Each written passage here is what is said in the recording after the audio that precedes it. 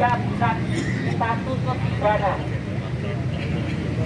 Nah, saat ini kita dalam situasi yang tidak baik-baik saja.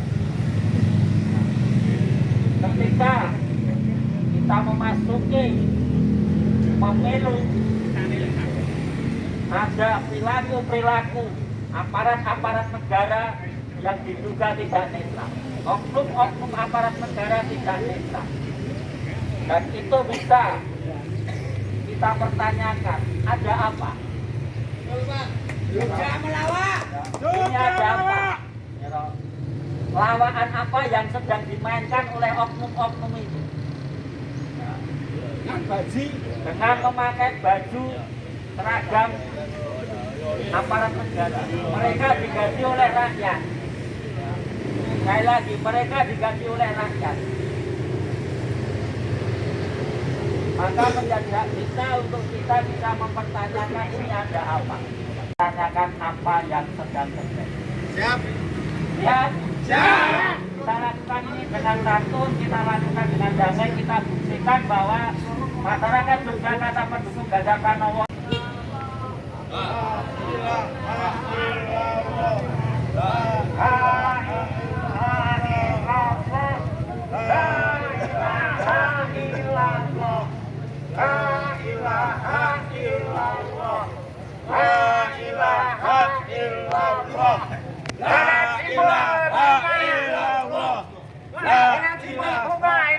Masyarakat Jogja punya pendukung dari Bapak Ganjar Pranowo. Menyuarakan La ilaha illallah. pendukung Ganjar. Kenapa? Pendukung Bapak Ganjar Pranowo santun. Tidak boleh ada yang anarki.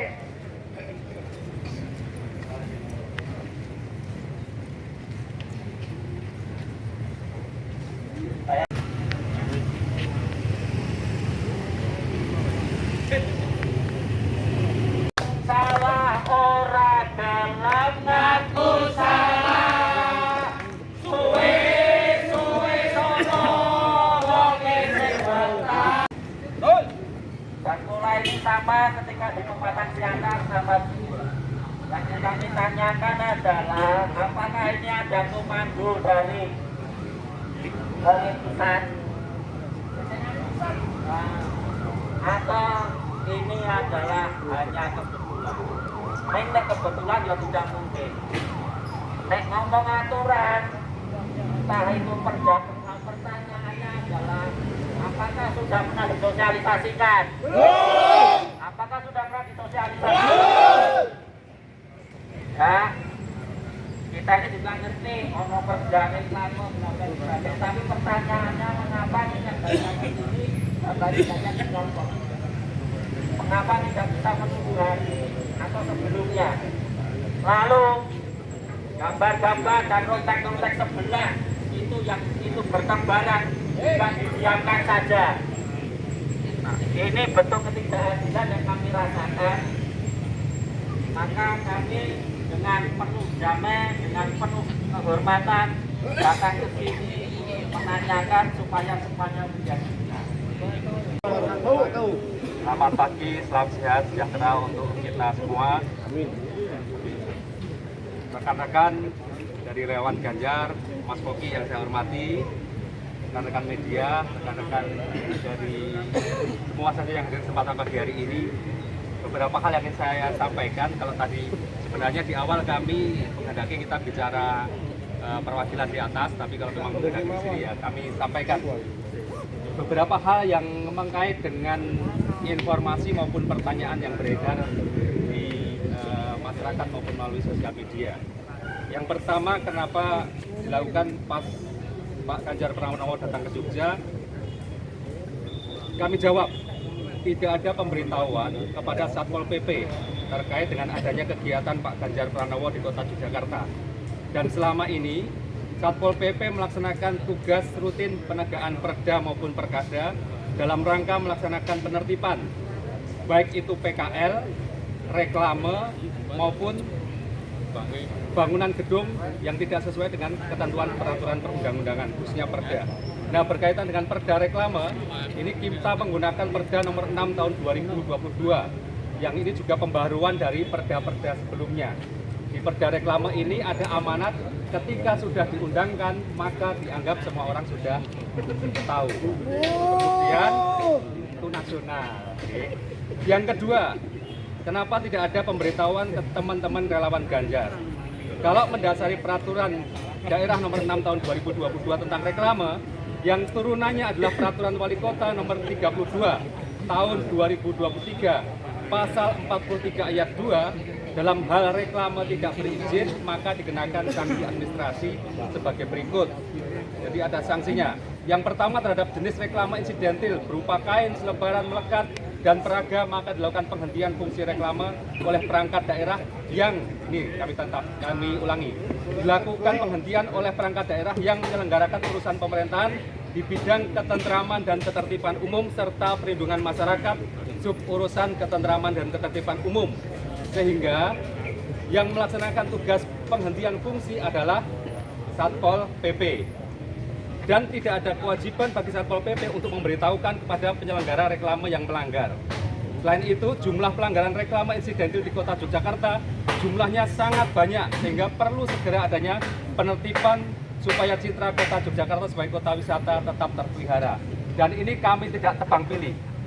Bapak Ibu rekan-rekan bisa melihat beberapa tahun yang lalu banyak beredar iklan yang ditempel di sepanjang traffic light ataupun di seluruh Kota Yogyakarta.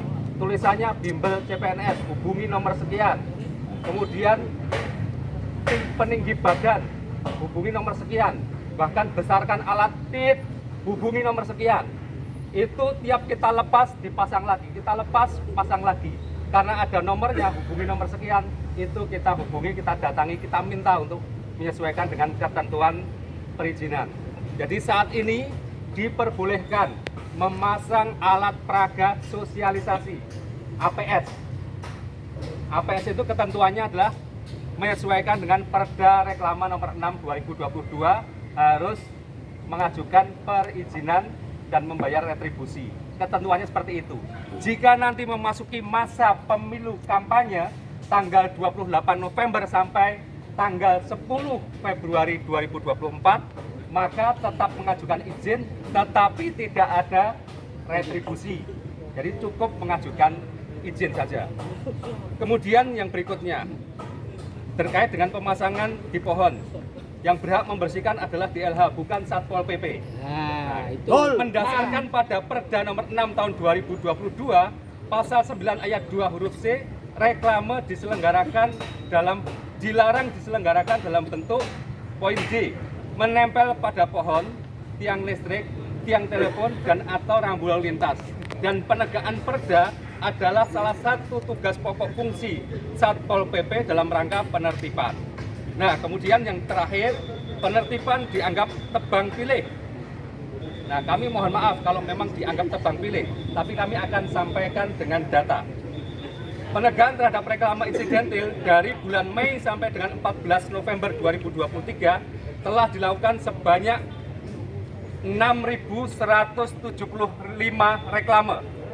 Khusus terkait dengan reklame yang berhubungan dengan peserta pemilu, baik parpol, caleg, capres, cawapres, telah dilakukan sebanyak 967 reklame dengan rincian sebagai berikut.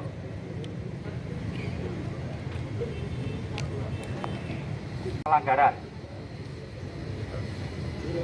Golkar 42, Nasdem 47, Umat 28, Demokrat 19, PKS 33, PKB 21, Gerindra 6, kemudian PDIP 105, PAN 124, Gelora 113, dan juaranya PSI dan Kaisang 270. Copot rapopo karena ini kita tidak tebang pilih. Jadi dilepas apa enggak? Dilepas semuanya, barang buktinya ada di tempat kami. enggak, yang ditanyakan itu Pak. Momennya pas waktu Pak Ganjar datang gitu Ya, loh. ini sudah kami jawab di depan tadi. Tidak ada pemberitahuan kepada Satpol PP terkait kegiatan Pak Ganjar Pranowo di Kota Yogyakarta. Yakin Pak Satpol PP nggak tahu kalau Pak Ganjar kemarin itu datang? Yakin nggak tahu? Pertanyaannya. Yakin Perlu nggak saya tahu? tekankan lagi ya, Pak. Saya tidak pernah menggunakan kata ini. Demi Allah, saya tidak mendapatkan informasi kedatangan Pak Ganjar Pranowo di Kota Yogyakarta. Apa tahu Pak? Apa tuh ya Pak? Tidak tahu, Pak. Tidak tahu. Apa tuh Pak? Enggak, terus kok perintah itu datang di waktu yang tepat gitu loh Pak. Yang berdekatan. Sidang kali Gantian konseris. Setiap kali ada event di kegiatan yang melibatkan itu Pak Ganjar Pranowo, kenapa tiap di daerah itu pasti ada unsur seperti itu? Nah, tadi sudah disampaikan oleh Mas Woki, apakah ini kebetulan atau ada dagangan pusat? Ya. Atau tadi pertanyaan seperti itu. Tidak ada, kami kegiatan rutin harian. Jadi hari per hari datanya ada di kami, mana saja yang kami tertibkan. Dan kalau melihat data yang ada tadi kita sampaikan, nomor 1 pelanggaran seperti yang sudah saya sampaikan di depan tadi. Nyaman, tertib untuk semuanya. Yang penting kurang muntah. Kawan-kawan, tadi sudah disampaikan oleh Komandan Satpol PP berbagai hal yang berkaitan dengan kepentingan datang ke sini. Maka di dalam kesempatan ini kami mohon supaya bahwa ini kan momentumnya pemilu. Ketika ini momentumnya pemilu, saya mohon juga untuk bisa berkoordinasi dengan KPU dan Bawaslu. Gitu. Nah, nanti pasti KPU dan Bawaslu pasti akan berkoordinasi dengan yang namanya pemain pemilu. Yang namanya pemain pemilu itu ada partai politik, ada caleg, ada yang namanya calon presiden. Nah, maka dan kami ini juga sudah melakukan dengan berbagai pihak. Itu ternyata yang kemarin Mas, itu Satpol PP tidak berkoordinasi dengan KPU dan Bawaslu.